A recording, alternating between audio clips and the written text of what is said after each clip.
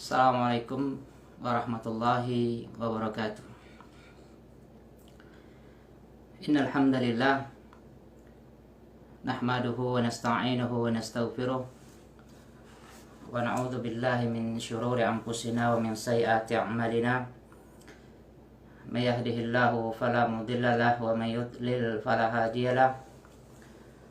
Wa asyhadu an la ilaha illallah wahdahu la syarika lah wa asyhadu anna Muhammadan abduhu wa rasuluh la nabiyya ba'da, amma ba'd. Ya ayyuhalladzina amanu taqullaha haqqa tuqatih wa la tamutunna illa wa antum muslimun. Ya ayyuhan nasu taqu rabbakum alladzi khalaqakum min nafsin wahidah wa khalaqa minha zawjaha wa batha minhuma rijalan katsiran wa nisaa wattaqullaha alladzi tasaaluna bihi wal arham innallaha kana 'alaikum raqiba.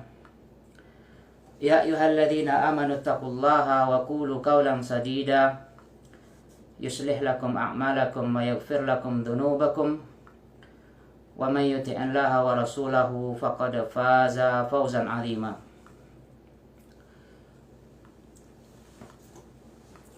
Fa inna asdaqal hadithi kitabullah wa khairal hadi Muhammadin sallallahu alaihi wasallam wa syarrul umuri muhdatsatuha fa inna kulla muhdatsatin bid'ah wa kulla bid'atin dalalah wa kulla dalalatin finnar.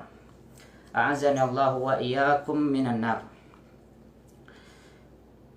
Para dunsana kasadonyo di manapun dunsana berada, pertama marilah kita bersyukur kepada Allah Subhanahu wa taala yang senantiasa memberikan nikmat kepada kita bersama sampai saat ini. Dan di antara nikmat yang Allah Subhanahu wa taala berikan kepada kita yang paling berharga adalah nikmat Islam, nikmat iman, nikmat beramal saleh, serta nikmat kesehatan.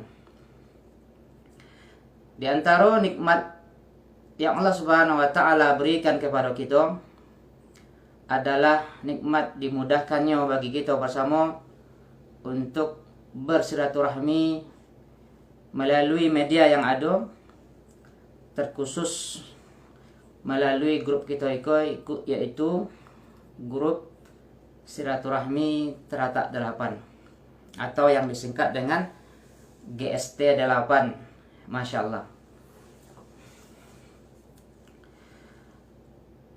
Pertama, tentunya kita sangat ingin melalui grup Iko terjalin silaturahmi di antara kita sesama warga Teratak 8, terkhusus bagi dunsana ya yang tergabung dalam grup kita Iko.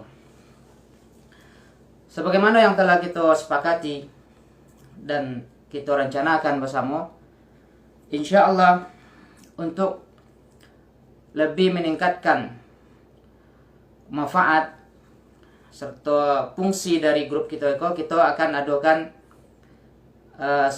taklim atau kajian ilmiah secara rutin paling tidak 2 kali dalam sebulan, insya Allah ta'ala. Semoga Allah Subhanahu wa ta'ala mudahkan. Semoga dengan cara seperti itu Allah Subhanahu wa ta'ala mudahkan bagi kita untuk saling menasihati, saling tolong menolong dalam kebaikan, saling memberikan nasihat, dan tegaknya amar ma'ruf nahi mungkar di antara kita warga Teratak 8, terkhusus bagi para dunsana ya yang tergabung dalam grupku. Dan semoga Allah Subhanahu wa taala mudahkan hal yang demikian tersebut. Baiklah, para dunsana yang ambo muliakan, dan tentunya kita yang tergabung dalam grupku ada yang tinggal di kampung, ada juga yang tinggal di perantauan, dan tentunya tersebar di seluruh, ada beberapa pulau yang ada di Nusantara ini. Alhamdulillah ya, dengan kemudahan yang Allah Subhanahu wa taala berikan, meskipun jarak yang berjauhan, alhamdulillah sekarang sudah menjadi terasa sangat dekat.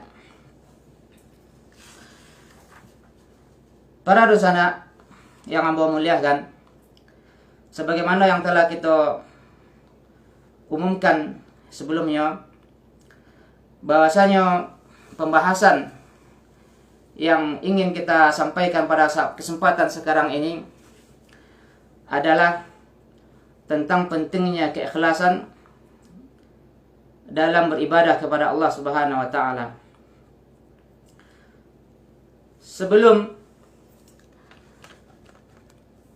Sebelum kita masuk kepada materi, ingin saya sampaikan pertama kali akan pentingnya dan besarnya manfaat kegiatan seperti ini atau ta'lim seperti ini, karena Allah Subhanahu wa taala berfirman, wal 'asr innal insana lafi khusr illa alladziina amanu wa 'amilus salihati wa tawasaw bil haqq wa tawasaw bis sabr.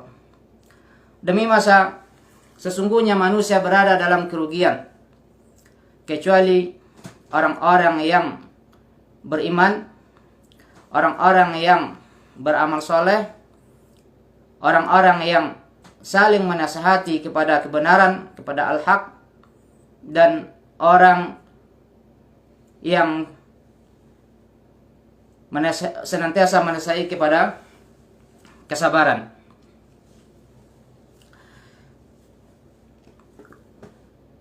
Pada ayat ini Allah Subhanahu wa taala mengatakan bahwasanya semua manusia berada dalam kerugian kecuali orang-orang yang Allah Subhanahu wa taala kecualikan dalam ayat ini, yaitu memiliki 4 sifat yang Allah Subhanahu wa taala kecualikan dari orang-orang yang merugi.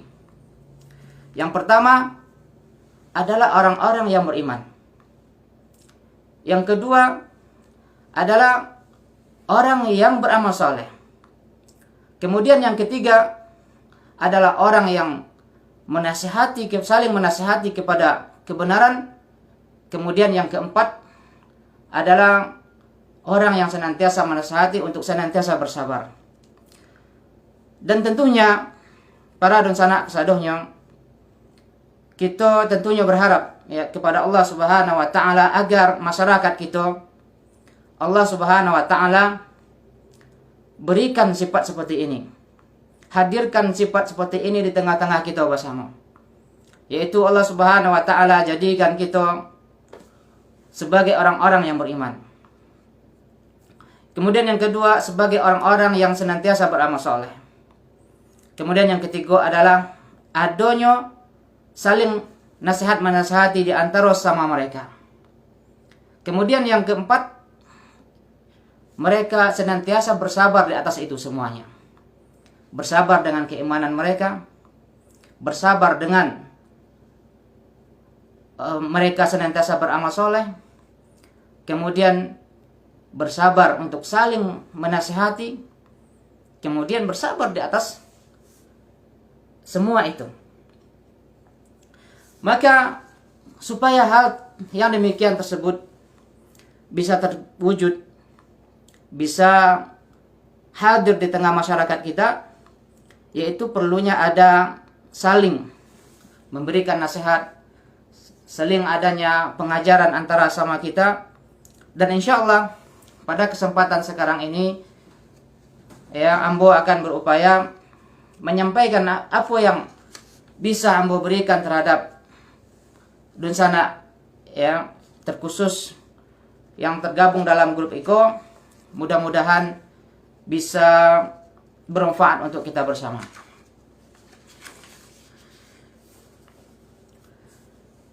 Baik, sebagaimana yang telah kita sebutkan tadi, bahwasanya insya Allah pembahasan kita kali ini adalah terkait dengan pentingnya keikhlasan dalam beribadah kepada Allah Subhanahu wa taala.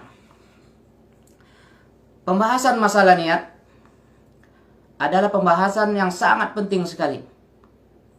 Karena dengan niat ini, itulah yang akan menentukan diterimanya amal ibadah kita di hadapan Allah Subhanahu wa taala. Diterima atau tidaknya amalan sangat bergantung kepada niat yang telah kita tanamkan, kita hadirkan di dalam hati kita. Sebagaimana Nabi kita Muhammad SAW bersabda, yang diriwayatkan oleh Imam Muslim dan Imam Bukhari. Bahkan Imam Bukhari menyebutkan hadis ini sebagai hadis pertama yang beliau riwayatkan dalam kitab sahih beliau, yaitu Sahih Al-Bukhari. Dan ini menunjukkan kepada kita bahwasanya pembahasan masalah niat adalah pembahasan yang sangat penting dan diletakkan pada pembahasan yang nomor 1. Sebab sebelum seorang beramal, yang pertama kali yang harus dia perhatikan adalah masalah ini, yaitu masalah niat. Yaitu sebagaimana yang diriwayatkan oleh Imam Bukhari dari hadis Umar bin Khattab radhiyallahu anhu, kata Rasulullah sallallahu alaihi wasallam, innamal a'malu binniyat wa innamal likulli imri'in ma nawa. Faman kanat hijratuhu ila Allah wa rasulih fa hijratuhu ila Allah wa rasulih. Wa man kanat hijratuhu lidunya yusibuha aw imra'atin yankihuha fa hijratuhu ila ma hajara ilaih. Kata Rasulullah sallallahu alaihi wasallam, setiap amalan tersebut tergantung dengan niatnya. Dan setiap orang hanya akan mendapatkan balasan sesuai dengan apa yang dia niatkan. Dan pada kalimat berikutnya, Rasulullah sallallahu alaihi wasallam mencontohkan dengan sebuah amalan ibadah, yaitu hijrah. Barang siapa yang berhijrah karena Allah dan karena Rasulnya, maka dia akan mendapatkan balasan hijrah karena Allah dan Rasulnya. Akan tetapi, barang siapa yang berhijrah karena ingin mendapatkan dunia yang ingin dia dapatkan, atau karena ingin wanita yang ingin dia nikahi, maka dia akan mendapatkan sesuai dengan apa yang dia niatkan. Jadi demikianlah, saudara-saudaraku, dimanapun saudara berada, Allah Subhanahu wa ta'ala akan membalas kita sesuai dengan apa yang kita niatkan. Dan Allah Subhanahu wa ta'ala tidaklah menerima amalan kecuali amalan yang ikhlas. Sebagaimana firman Allah Subhanahu wa ta'ala, "Wa ma umiru illa liya'budullaha mukhlishina lahuddin hunafa." Padahal mereka tidaklah disuruh, tidaklah diperintahkan, melainkan hanyalah untuk memurnikan ketaatan kepada Allah Subhanahu wa ta'ala dalam menjalankan agama yang lurus ini. Maka oleh karena itu, agar kita bisa benar-benar menghadirkan niat yang ikhlas, maka perlu bagi kita untuk mengenal lawan dari ikhlas tersebut. Karena dengan mengenal lawannya akan menjadi jelas bagi kita sesuatu tersebut. Lawan dari ikhlas adalah riya, yaitu seseorang mengerjakan ibadah yang seharusnya diniatkan untuk Allah Subhanahu wa ta'ala, untuk mendapatkan pahala dari Allah Subhanahu wa ta'ala, akan tetapi yang diinginkan darinya adalah pujian manusia atau sesuatu dari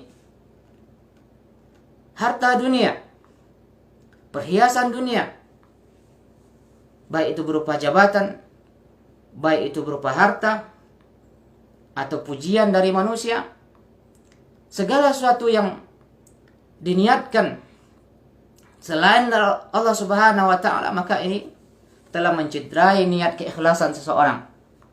Maka oleh karena itu, menjaga niat adalah perkara yang sangat penting dan betul-betul mendapatkan perhatian dari kita semua. Karena riya, wahai saudara-saudaraku yang dimuliakan oleh Allah Subhanahu wa ta'ala, datang kepada orang-orang yang beramal soleh. Riya tidak pernah datang kepada orang yang minum khamar atau orang yang berzina atau orang yang melaksanakan kemungkaran-kemungkaran yang lain. Akan tetapi justru datang kepada orang-orang yang beramal soleh. Maka seorang muslim harus betul-betul waspada, harus betul-betul serius dalam memperhatikan masalah niat ini. Dalam sebuah hadis yang sangat besar faedah yang terkandung dalamnya, dan semoga ini menjadi renungan bagi kita bersama, yaitu sebuah hadis yang diriwayatkan dari sahabat Nabi SAW Abu Hurairah radhiyallahu anhu, di mana beliau menceritakan bahwasanya Rasulullah SAW bersabda, ada 3 orang di hari kiamat akan ditanyai pertama kali oleh Allah Subhanahu wa ta'ala, akan dipanggil pertama kali dan dihisab di hadapan manusia. Yaitu yang pertama adalah orang yang mati syahid. Maka dipanggil dan didatangkan di hadapan Allah Subhanahu wa ta'ala. Kemudian ditanya oleh Allah Subhanahu wa ta'ala tentang segala nikmat yang Allah Subhanahu wa ta'ala telah berikan kepada orang yang mati syahid tersebut. Kemudian dia pun mengakui akan besarnya nikmat Allah Subhanahu wa ta'ala yang Allah berikan kepadanya.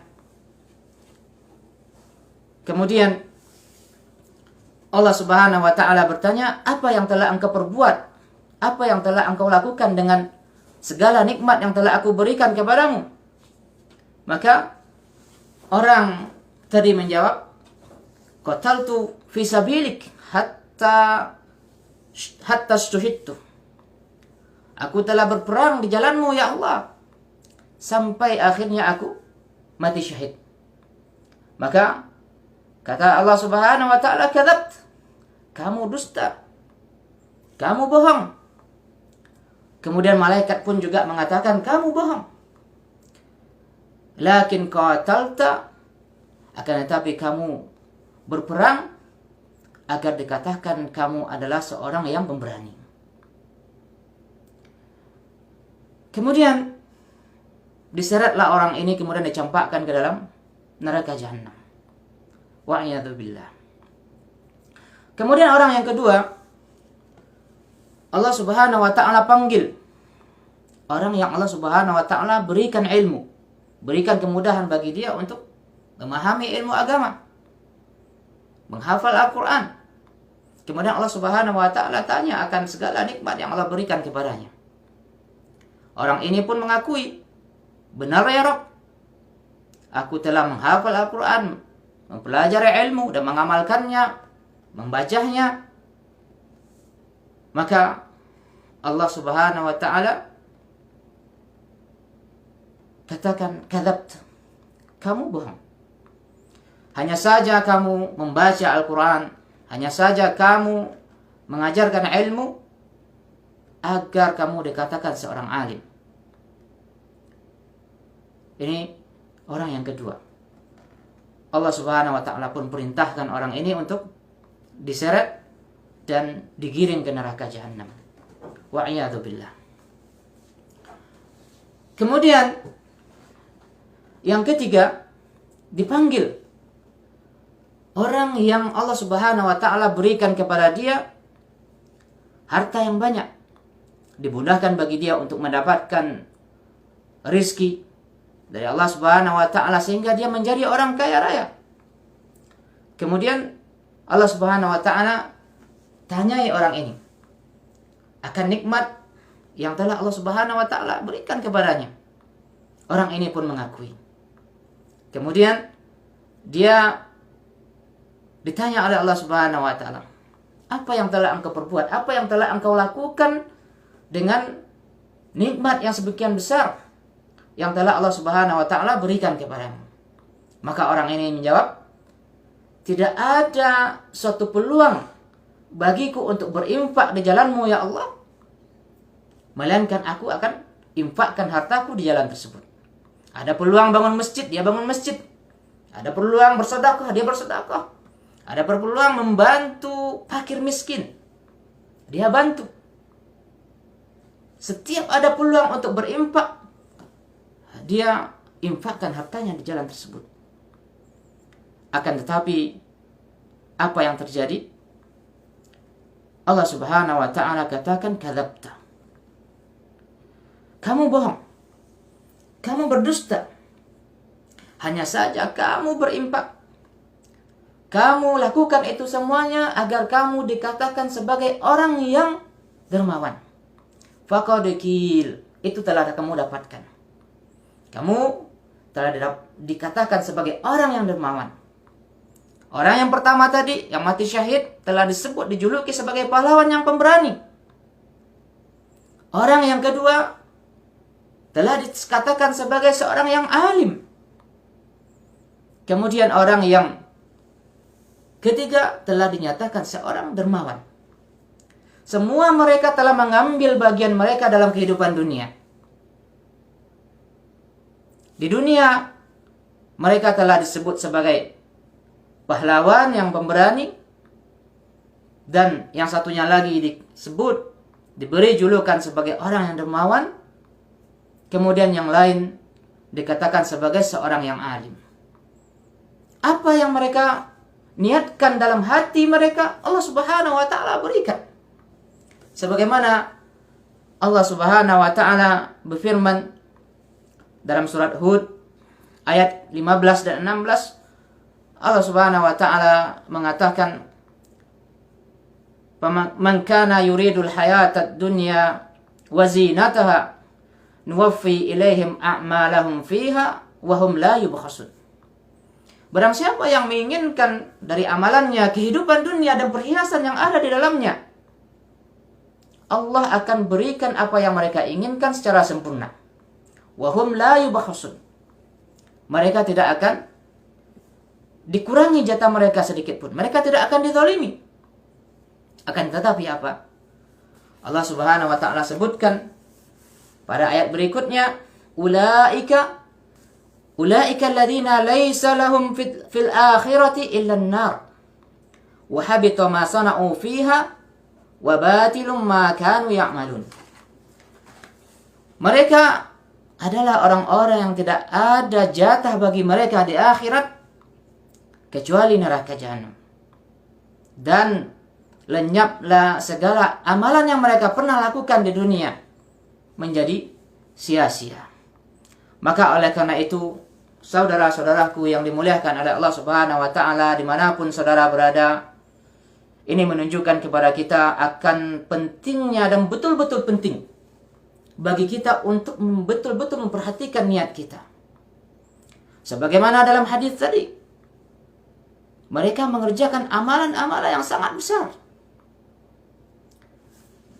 Berjihad di jalan Allah Subhanahu wa taala. Apa yang mereka korbankan? Nyawa mereka korbankan. Orang yang berperang, waktunya, tenaganya, nyawanya sekalipun. Kemudian orang yang menuntut ilmu, belajar ilmu, menghafal Al-Quran, amalan yang besar. Kemudian juga bersedekah. Setiap pintu yang memungkinkan bagi dia, berpeluang bagi dia untuk ambil bagian di situ, dia bersedekah dengan harta yang mereka miliki. Ini adalah amalan yang sangat besar. Akan tetapi menjadi kecil harganya. Dan bahkan tidak berharga sama sekali. Dan bahkan malah justru menjadi bumerang bagi dia ketika menghadapi Allah Subhanahu wa taala. Apa yang salah? Yaitu niat yang tersimpan di dalam hati. Maka oleh karena itu, saudara-saudaraku yang dimuliakan oleh Allah Subhanahu wa taala, amalan yang sedikit tetapi di dalamnya ada keikhlasan, betul-betul mengharap pahala dari Allah Subhanahu wa taala, betul-betul mengharap ganjaran dari Allah Subhanahu wa taala, ini yang akan diterima di sisi Allah Subhanahu wa taala. Dan memelihara niat bukanlah perkara yang kecil. Bahkan para salaf kita, orang-orang terdahulu dari kalangan ulama salaf, di antaranya Imam Sufyan Ats-Tsauri rahimahullahu taala berkata, "Ma alattu syai'an ashadda min niyati, li'annahu yataqallabu alayya." Tidak ada suatu hal yang sulit bagiku untuk memperbaikinya, melainkan selain daripada niatku. Karena niat tersebut sering berubah-ubah. Lihat ya, seorang imam besar, seorang alim, beliau katakan bahwasanya memelihara niat adalah perkara yang sangat berat, yang sangat sulit baginya. Apalagi bagi kita iman kita lemah, ilmu kita juga sedikit, amalan pun juga sedikit. Ya, tentu kita sangat khawatir terhadap hal yang semacam ini. Maka oleh karena itu, setiap muslim hendaknya senantiasa berdoa kepada Allah Subhanahu wa taala agar diberikan hati yang ikhlas, hati yang tulus dalam beribadah kepada Allah Subhanahu wa taala. Dan untuk membantu kita agar kita bisa ikhlas dalam beribadah kepada Allah Subhanahu wa taala, hendaklah kita renungkan hadis-hadis yang telah kita sampaikan tadi. Kemudian juga kita pikirkan bahwasanya orang-orang yang selama ini kita harapkan pujian darinya atau balasan darinya dari amalan soleh yang seharusnya kita niatkan untuk Allah Subhanahu wa taala, akan tetapi hati kita tertuju kepada manusia-manusia tersebut. Hendaklah kita renungkan bahwasanya saatnya nanti ketika kita dikumpulkan di hadapan Allah Subhanahu wa taala, kita tidak akan mendapatkan apapun dari mereka. Bahkan Allah Subhanahu wa taala tantang ya dalam hadis qudsi yang disebutkan oleh Rasulullah sallallahu alaihi wasallam, kata beliau, "Idza jazallahu an-nasa bi'amalihim yaumal qiyamah, unzuru ila man tura'una fid dunya, fanzuru hal tajiduna lahum jaza." Takala Allah Subhanahu wa taala memberikan balasan kepada manusia terhadap amalan-amalan yang mereka telah kerjakan dalam kehidupan dunia. Kemudian Allah Subhanahu wa taala meminta kepada orang-orang yang dulu amalan ibadahnya ditujukan kepada selain Allah Subhanahu wa taala, pergilah ya kalian kepada dahulu orang-orang yang kalian riya kepadanya. Hal tajiduna jaza, apakah kalian dapatkan balasan dari mereka? Kallala, tentu tidak. Yang memberikan balasan, yang memberikan pahala hanya Allah Subhanahu wa taala. Adapun yang diberikan oleh manusia dalam kehidupan dunia adalah pujian. sanjungan. Dan itu benar, dan hanya itulah yang akan kita dapatkan. Nas'alullah as-salamah wal afiyah.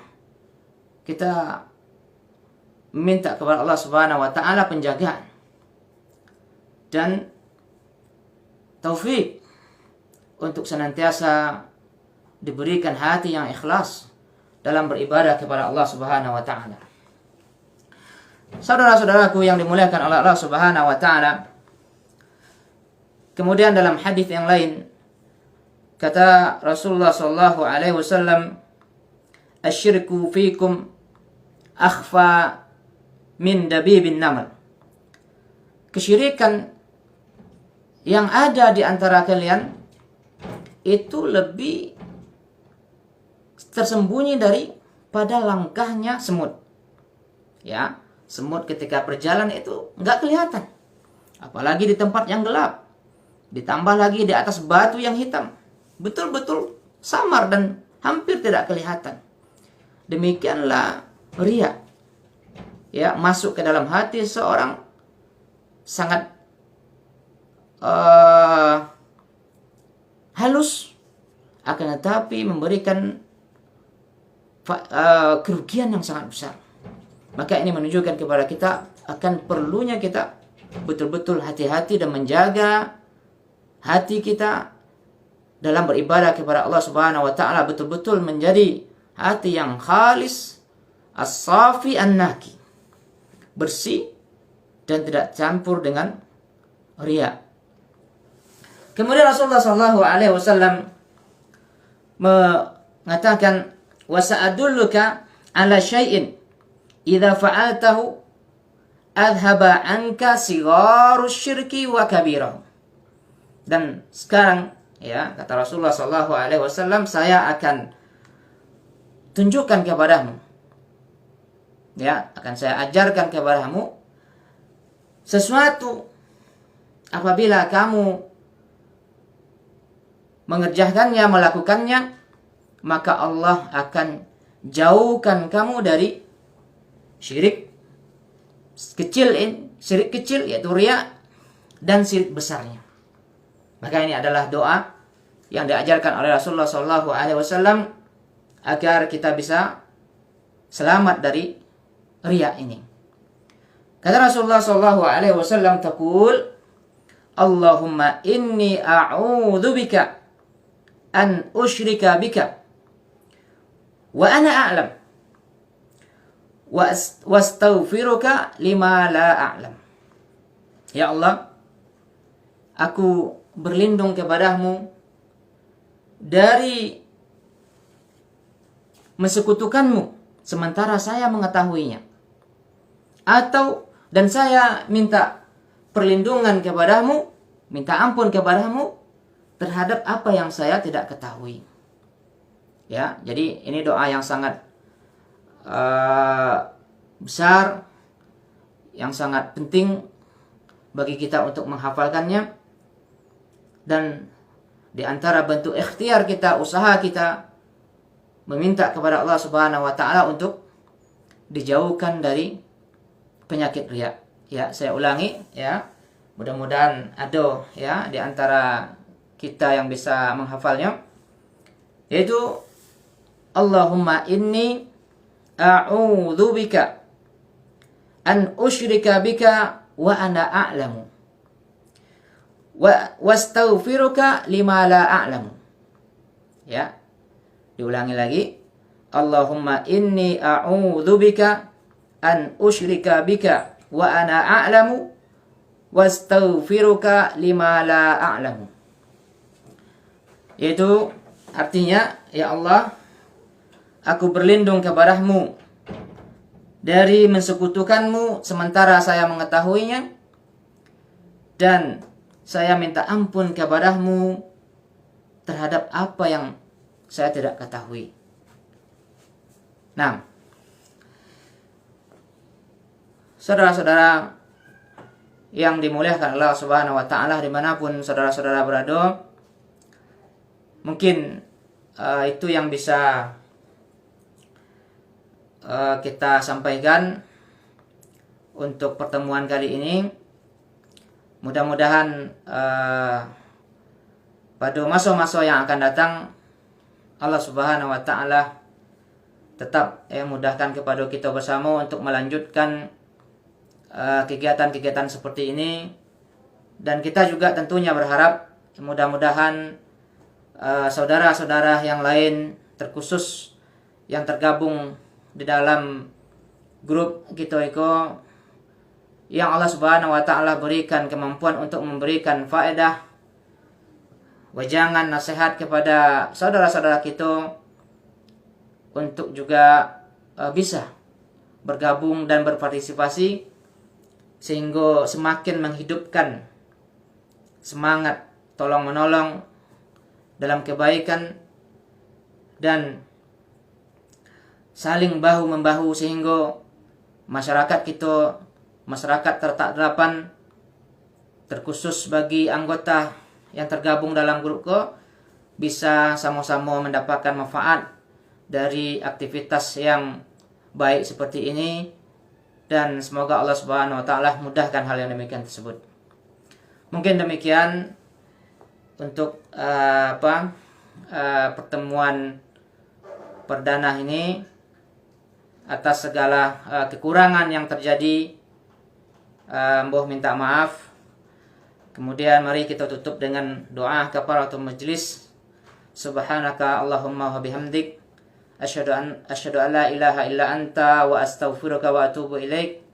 Wassalamualaikum warahmatullahi wabarakatuh.